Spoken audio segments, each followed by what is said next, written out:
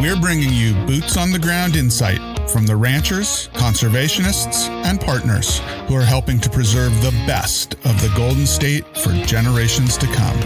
Join the California Rangeland Trust for inspiring stories of resilience, innovation, and hope as we get tuned into the land. Welcome back to another season of Tune Into the Land. I'm your host and CEO of the California Rangeland Trust, Michael Delbar. Before we dive into this episode, I want to extend a heartfelt thanks to all of our listeners who have joined us over the last 3 seasons. As we step into season 4, we're excited to bring you more conversations with landowners, conservationists, Western lifestyle enthusiasts, and others who share a deep connection to the land. Together, we'll explore the intersection of their work and ours, highlighting the people dedicated to preserving our working landscapes. If you're new to the podcast, we're glad to have you. I encourage you to check out past episodes featuring a diverse range of voices, all who share an appreciation for working lands. And if you haven't already, be sure to hit that follow button so you'll never miss an episode. One reoccurring theme of this podcast is the loss of our working lands and the people who steward them. But while watching the most recent season of Yellowstone last year, I was reminded that it's not just the cowboys we're losing, it's also the skilled craftsmen who create the tools that ranchers and cattlemen rely on. These artisans are just as essential to the heritage of the American West as the ranchers themselves. That's why I'm excited to sit down with Chet Vogt, whose family built Vogt Silversmiths in 1970 into a legacy of Western craftsmanship. While their roots are in ranching and traditional cowboy gear, Vogt Silversmiths has evolved beyond just serving working cattlemen. Today, they craft high-quality silver pieces, buckles, jewelry, accessories, that appeal to both ranchers and Western enthusiasts alike. Whether worn on the ranch or as a statement of Western heritage, their pieces carry a legacy of authenticity, artistry, and a deep respect for tradition. So with that, here's my interview with Chet.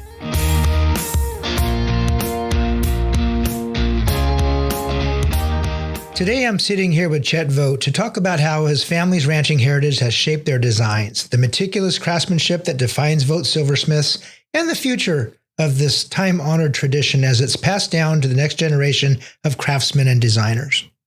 Chet, thanks for joining us. Thank you, Michael. I'm very pleased to be here and visit with you about some of the things that we do around our little company. So, Chet, the Vogt family history is pretty deep in ranching. Can you tell us a little bit about the background, your background? Well, I come from a ranching family. You could almost call it third generation. My father's father's name was also Chet. Grandpa Chet was in the horse business his whole life. He, through the Depression, was a horse trader and then later became a trainer of trotters and pacers. And so my father grew up in that environment. My father was a rancher farmer, and I grew up in that environment. And kind of a long story. I grew up like a lot of these ranch kids where I left the ranch. I was never going to look back. But then I got down the road a ways and I said, hey, that was a pretty good life. So it's been my lifestyle here for the many years that I've been, and we are in the ranching business. We started out with a typical little ranch, a couple of cows, and through the years have built it. And at the same time, been working here with Vogt Silversmiths and started out, again, a very small operation, and we're still small in the big picture, but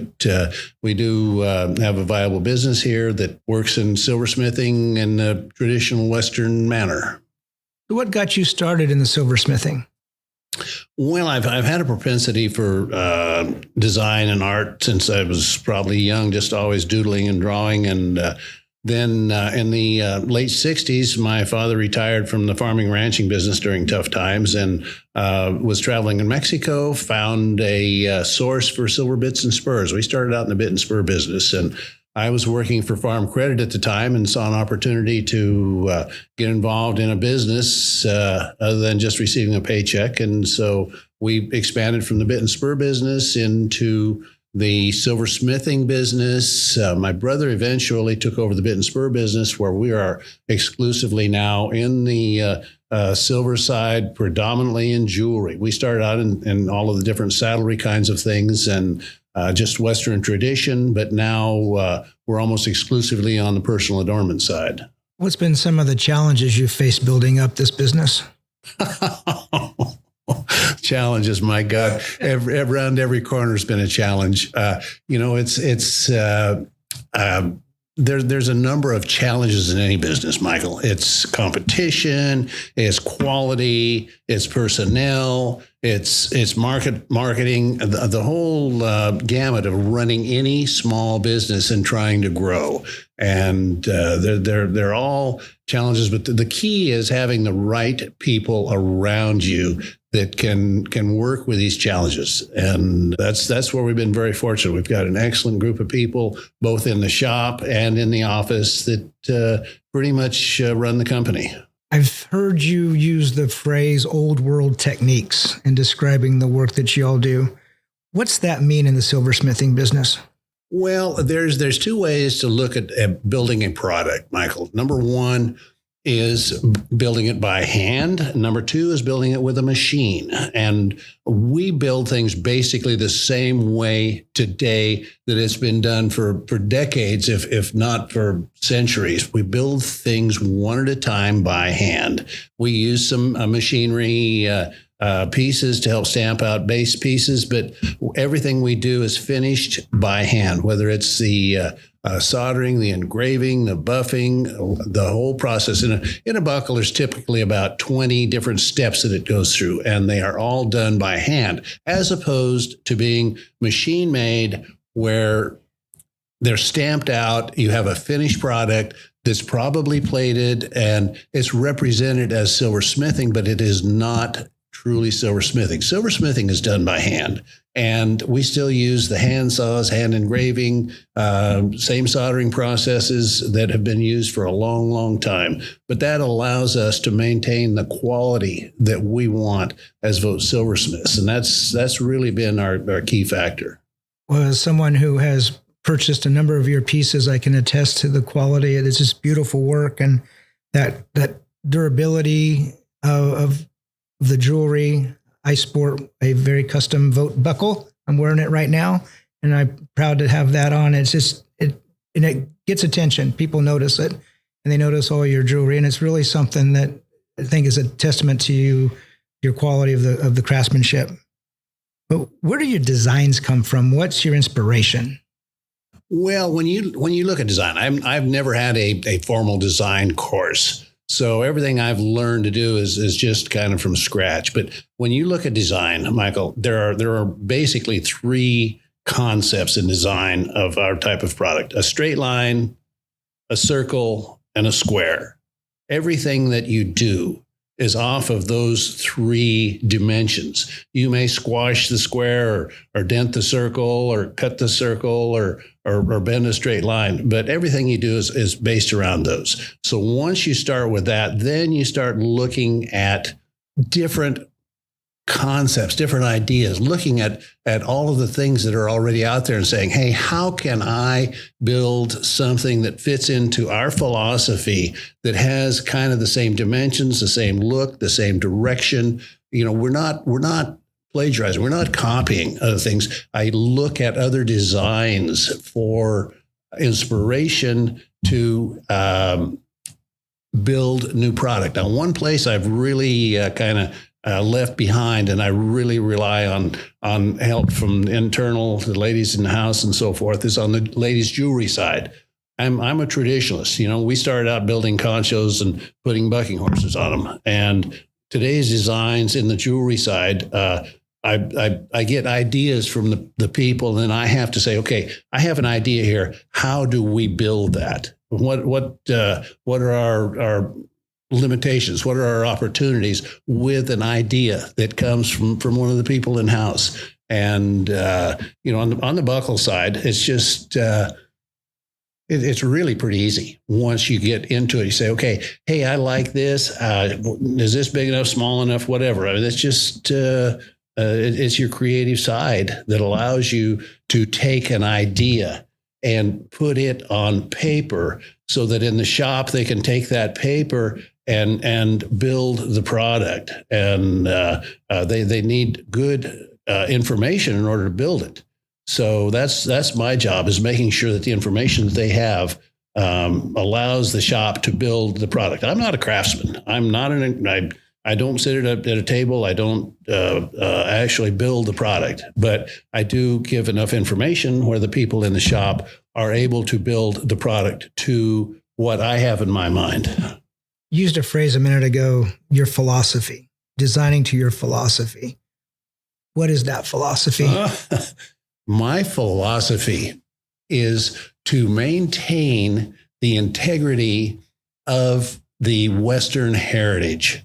Western silversmithing, Western silversmithing started in 1520 when Cortez landed in Mexico with his small gang of about 90 soldiers. And the soldiers are all craftsmen of some sort. Some were cooks, some were horsemen, they were all horsemen, but some had horse specialties, and there were silversmiths that came with Cortez. So actually the silversmithing has been done in Mexico for 500 years since Cortez arrived. And so the Western United States has Western silversmithing.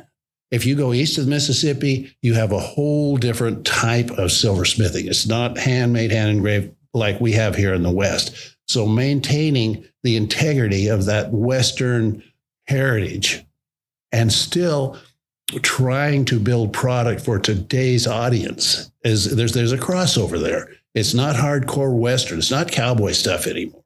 And so it's maintaining the integrity of that culture and still building a product that people want for today's market. Are there any pieces that you consider especially iconic? And if so, what's the story behind it?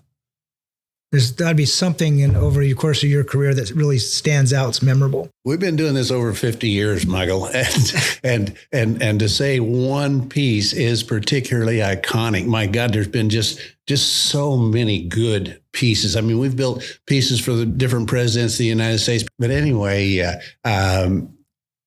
we've built special pieces for so many people through the years, and to say that one is iconic. I saw that request, and I don't know what that would be. I mean, there's just been so many. Which presidents have worn your Reagan? artwork? Reagan was the best one. I built buckles for President Reagan and Nancy. I built buckles for President Bush. I haven't built one for Governor Schwarzenegger. Those are the ones that come to mind. Haven't built one for President Trump yet, but I suspect I will here before long. And if he listens to the podcast, he'll be first on your list. But that just, you're asking me to go back a long way to remember some of those pieces. There's just been so many. And we built world champion buckles. We built just many iconic pieces. When someone comes to you and says, Chet, I want a custom piece. I want something that is just for me. How do you get out of that customer what they're looking for, and how do you translate that into a design? It's an interesting concept, Mike, where I have to read that person. I ask lots of questions and get as much information in my mind as I can. Then I start working on a design. Big, small, buckle, whatever it may be. And I put the parts and pieces together. And oftentimes I have them scattered on a piece of paper, and I say, okay, I want it to look like this. And then I will build a first design. Everything I do is on paper. I'm not mechanical at all. It's all pencil and paper. And I will do an original design, and then I let it get what I call cold. I'll put it aside. Almost never do I, on the first drawing, say that's good. I look at it, then I come back to it and I say, oh God, that was terrible. And here I've got and sometimes I start all over. Sometimes I move parts and pieces around, bigger, smaller. It's a process of reading that person's mind, their personality. What do they don't know what they want in many cases. But by talking to them, I can zero in on what I think they want. Then I build and I do the drawing. Then we do what we call a shop drawing, which is a finished drawing. And I present that to the customer and say, hey, what do you think about this? And almost always they say, wow, that is exactly what I wanted. They didn't know what they wanted in the first place, but they say, yeah, that's just right. And so it's a combination of reading their personality and what they really want even though they don't know it. So it's a challenge, but it's a fun part of the game. Well, you've been extremely successful at that because, as I mentioned to you, I think when we last talked, you have a big booth down at Cowboy Christmas during NFR in Las Vegas, and always try to make a point of coming by and visiting with you. But every time I walk by that booth, and there's hundreds and hundreds of booths in those Cowboy Christmas, you are 2 or 3 deep of folks gathered around to come visit with Chet Vogt. And I think that says a lot about your skill and your personality and your artistry. And they wouldn't be doing that, Chet, if you didn't have the secret sauce here and creating some beautiful, beautiful work. Well, I'll respond to that by saying it's interesting because people tend to run in groups, and we will be 2, 3 deep, and then all of a sudden, where'd everybody go? But I'm going to tell you the secret here is that we do have an open bar. but no, you're right. We do stay very busy at Cowboy Christmas, but it comes busy times come around when we're not so busy. In your marketing, you talk about products by ranchers for ranchers. What does that phrase mean to you? Well, that's an interesting question, Michael. I don't know that really applies to today's approach in our marketing. Our marketing today directs itself at a lifestyle. And in some cases, it may be a rancher, but in many cases, it's the guy who wants to look and live the lifestyle. And so an important part of what we do, yes, is ranchers, but at the same time, it's people who look at ranchers and kind of want that same look and feel. So that would be as close as I could come to that. Do you think your experience as a rancher has given you a different perspective than some of your competitors have? They may not have that same background or experience. Oh, I think absolutely. I think that having lived the lifestyle my whole life gives me an advantage in knowing how people want to look and wear the product. It's a part of our heritage, and it's part of the company's philosophy. We want to be authentic. And that's a big part of our marketing advertising program is being authentic. And in my mind, anybody can put an ad out that looks authentic, but that's not them. That's not the product. That's not the way they wear and live the product. And wearing and living the product helps continue that culture. You know, the Yellowstone TV series, some love it, some not so much. If I talk to my friends in Montana, they're not that big a fan of it because of it draws folks into the state and it's kind of overrun Montana. But in Yellowstone, this last season particularly, there's been an interesting approach to some of the storylines. And one of those, Buster Welch, which is a renowned horse trainer, and was highlighted. And then most recently, there was Billy Clapper and his work. And that particular storyline had to do with a set of spurs. And when Rip went and picked those up for Lloyd and got back to the 4.6s, there was a quote from one of the ranch hands at the 4.6s. When he's gone, we're all out of legends and no one is trying to be the next one.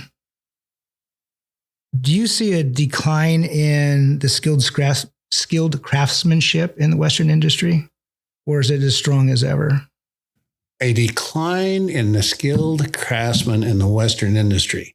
There is a group called TCA, Traditional Cowboys Artists, and they are the best of the best, and they do work that's never been done before. There is an element of craftsmen that are maintaining and developing the craft. There's different ways to look at that legend aspect. every generation has its legends. We're developing legends in the horse industry now that their level of horsemanship continues to increase, and young guys, and it evolves. They're not quite the same. They're not the crusty old cowboys that maybe once dominated the industry. These are athletes that take care of themselves, take care of their horses. On the true Western side, when you look at the artist side, we're developing young artists that are really, really talented. So it continues to evolve. They're not the same. They're not Buster Welch and they're not Clapper, but they do really good work. And I don't see that as a dying part of the industry at all. I see that as very healthy. So, Chet, you mentioned the traditional cowboy artists. As someone wants to come up in this industry and design and create art and silversmithing, where would they go? Do they rely on some of the old timers for their mentorship, or are they looking at doing apprenticeships? Where do they go? Where does one go to learn the skill?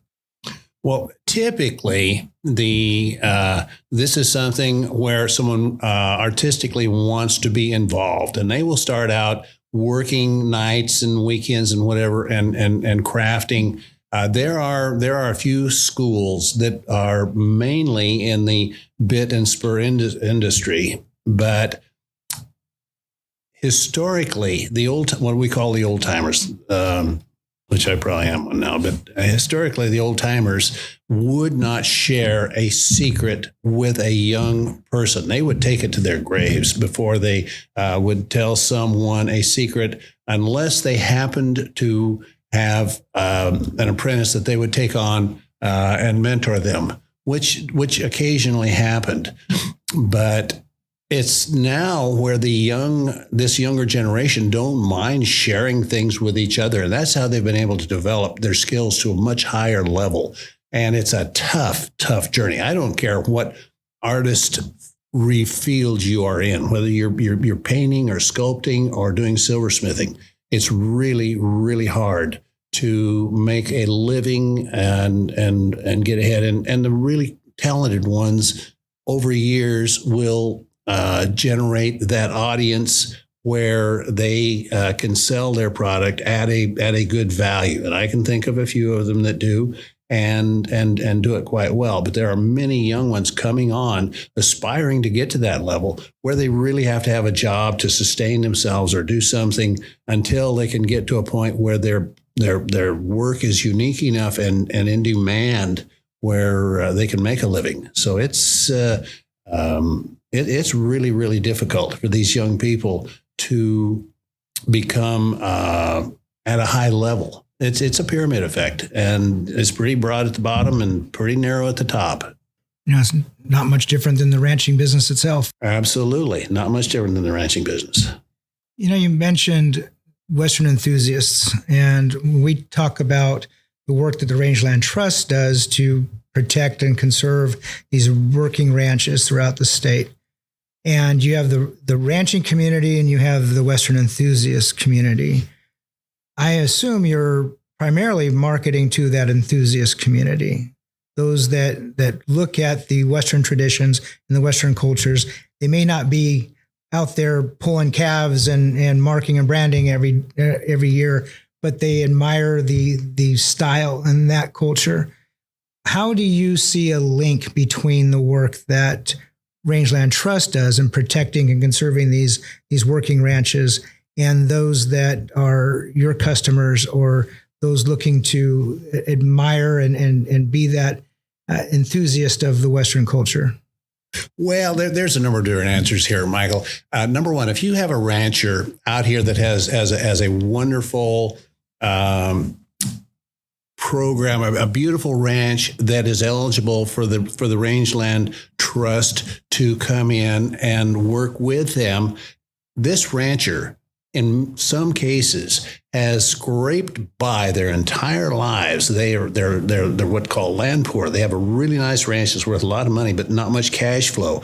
And now all of a sudden they have some money. So that's one person who can be a potential customer.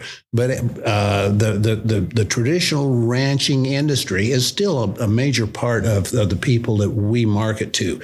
But there is what we call the lifestyle side. And these are the people that look out here at the land and are very interested in land conservation. They want to get their feet on the ground. They don't want to be a cowboy.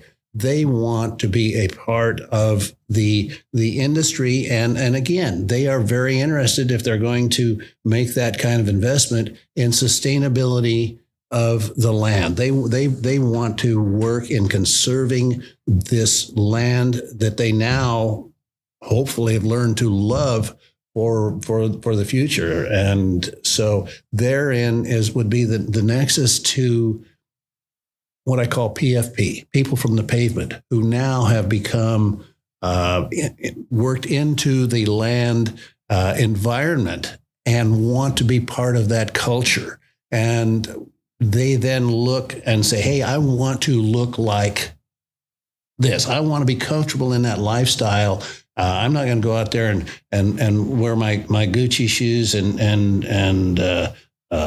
I'm going to go out there and look and feel like the lifestyle that I'm buying. So there's really two kinds of crossovers there, and they all tie to the land.